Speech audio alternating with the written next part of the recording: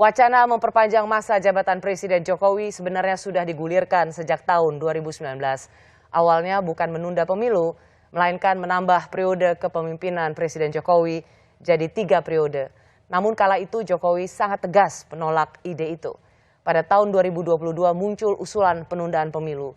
Usulan ini disampaikan pembantu Presiden, 3 ketum partai politik, hingga lobi-lobi lintas fraksi di parlemen.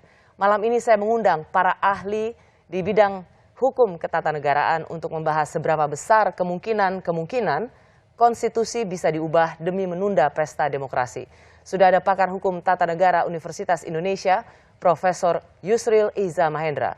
Lalu ada guru besar ilmu politik UIN Syarif Hidayatullah Jakarta, Profesor Saiful Mujani, dan dosen hukum tata negara Fakultas Hukum UGM, Zainal Arifin Muhtar. Juga nanti akan bergabung Menko Polhukam Profesor Mahfud MD. Selamat malam Bapak-Bapak. Selamat malam. Selamat malam, Mbak. Sebelum saya memulai dengan pertanyaan, saya ingin periodisasi dulu pernyataan Presiden yang akan saya ringkas. Misalnya di tanggal 2 Desember 2019, lalu diulang lagi 15 Maret 2021.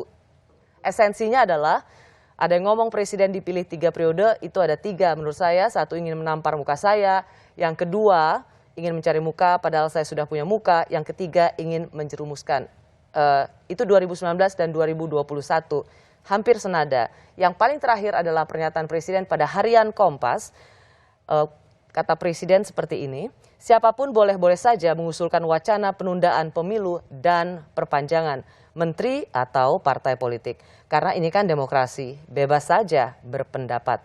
Tetapi kalau sudah pada pelaksanaan, semuanya harus tunduk dan taat pada konstitusi. Saya ke Profesor Yusril dulu. Bagaimana Anda menanggapi 3 pernyataan ini dan yang paling akhir? Ya, kalau mau berwacana sih siapa yang mau larang? Karena demokrasi orang boleh ngomong apa aja. Cuman persoalannya apakah wacana itu bisa dilaksanakan atau tidak. Dan ini adalah persoalan konstitusi Undang-Undang Dasar Negara kita. Dan dari teks yang UUD 45 ada sekarang ini maupun penafsiran yang berkembang, nampaknya tidak mungkin untuk menunda pelaksanaan pemilu, apalagi memperpanjang masa jabatan presiden. Tidak mungkin ya, Prof? Tidak mungkin. Ya. Jadi memang ini salah satu problem ya, ketika amandemen konstitusi. Konstitusi kita itu tidak memberikan satu jalan keluar apabila kita menghadapi satu krisis yang sangat besar. Misalnya terjadi bencana alam yang dahsyat seperti megatrust yang diramalkan oleh banyak saintis itu, atau juga mungkin karena ada perang, mungkin juga ada kerusuhan yang berskala nasional. Ya. Itu konstitusi kita tidak memberikan jalan keluar. Bagaimana kita harus mengatasi keadaan itu kalau sekiranya pemilu sudah harus dilaksanakan? Ya. Paling-paling nanti pakai dasar negara dalam keadaan darurat, penyelenggaraan penyelamatan negara, terus diambil satu langkah hukum seperti ini. Tapi konstitusi kita sebenarnya tidak memberi jalan keluar terhadap masalah itu. Apalagi sekarang. Baik. Ya dasar apa untuk menunda pemilu sekarang ini? Itu bisa jadi perdebatan yang panjang sekali. Baik. Prof, ditahan dulu situ. Saya ke Prof. Saiful Mujani. Bagaimana Anda melihat 3 pernyataan Presiden ini? Terima kasih, Mbak Rosi. Sebenarnya bola ini masih ada di wilayah politik.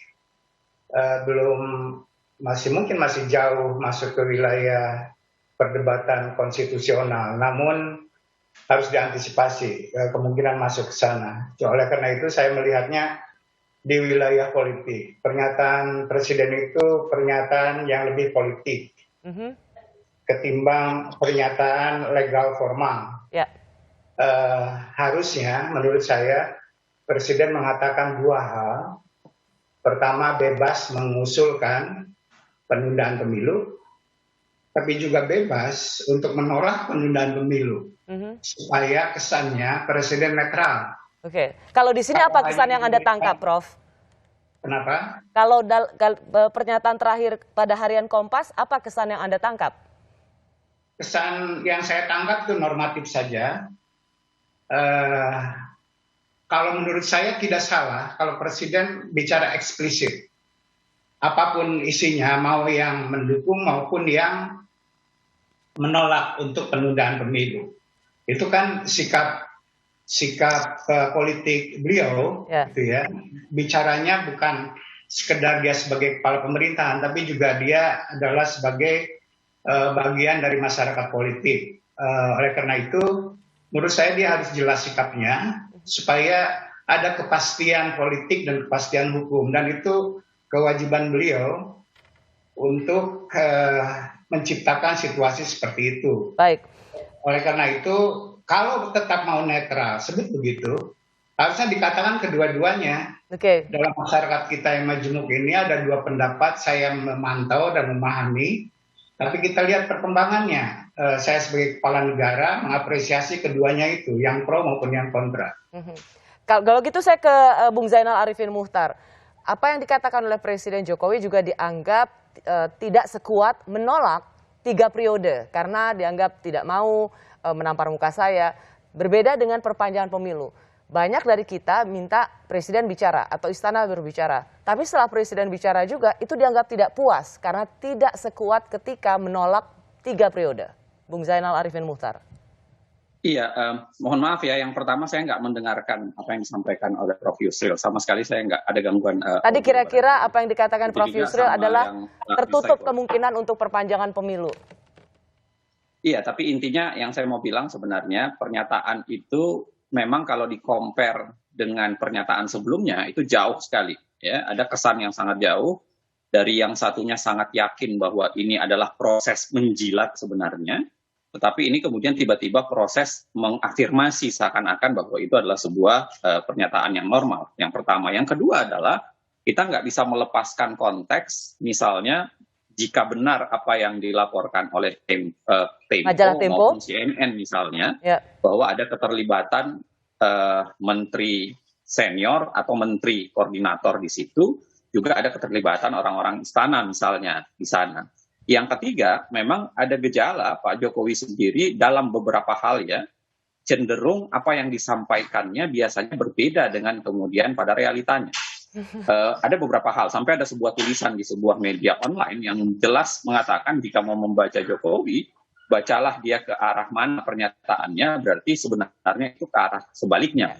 Tentu tidak sarkastis itu ya, tapi bayangan saya adalah dalam beberapa posisi memang ada kesan perbedaan antara Jokowi yang disampaikan dengan kemudian apa yang terjadi. Okay. Nah, jadi kalau mau dilihat pada 3 konteks itu, saya sendiri mengatakan bahwa sebenarnya usulan ini bisa jadi. Oke. Ya, ada jadi Anda tetap melihat bahwa ini masih bisa jadi barang jadi. Iya, karena orkestrasinya kan kelihatannya ada. Satu, keseriusannya ada. Yang kedua, skenario-skenario yang banyak dibicarakan kan adalah skenario perubahan undang-undang dasar ya, atau kemudian skenario yang berkaitan dengan alasan objektif, rasional dan konstitusional yang banyak dibicarakan. Nah, yang saya khawatirkan sebenarnya tiba-tiba agenda terselubung yang tiba-tiba. Seminggu yang lalu saya sudah sampaikan di beberapa media, termasuk berbicara dengan beberapa teman-teman, bagaimana misalnya kalau tiba-tiba tidak menggunakan wajah DPR atau tidak menggunakan tangan dan kaki DPR, tangan atau mulut DPR misalnya dan pemerintah, tapi malah kemudian misalnya menggunakan KPU. Oke, ya. Ini tiba-tiba KPU menyerah gitu ya. Betul. Ini akan saya tanyakan pada Prof. Yusril seusai KPU yang dulu jeda yang ini. menentukan tanggal, sekarang kami misalnya menyerah gitu, atau menyerahnya misalnya di ujung-ujung menjelang Valentine 14 Februari 2024. Nah, memang akan ada skenario-skenario tertentu yang berbeda misalnya dari kemudian kita membahasakan bahwa itu problem pembicaraan konstitusi dengan alasan legal, rasional, konstitusional dan objektif tadi. Baik, Bung Uceng, ini akan saya tanyakan di berikutnya. Bagaimana jika ketika tadi Profesor Yusril mengatakan sebenarnya dalam Undang-Undang Dasar 45 kita itu tertutup kemungkinan untuk memperpanjang pemilu. Amandemen mungkin masih panjang peluangnya. Tapi bagaimana pertanyaannya ketika itu menggunakan instrumen lain? KPU angkat tangan bahwa tidak bisa menyelenggarakan pemilu.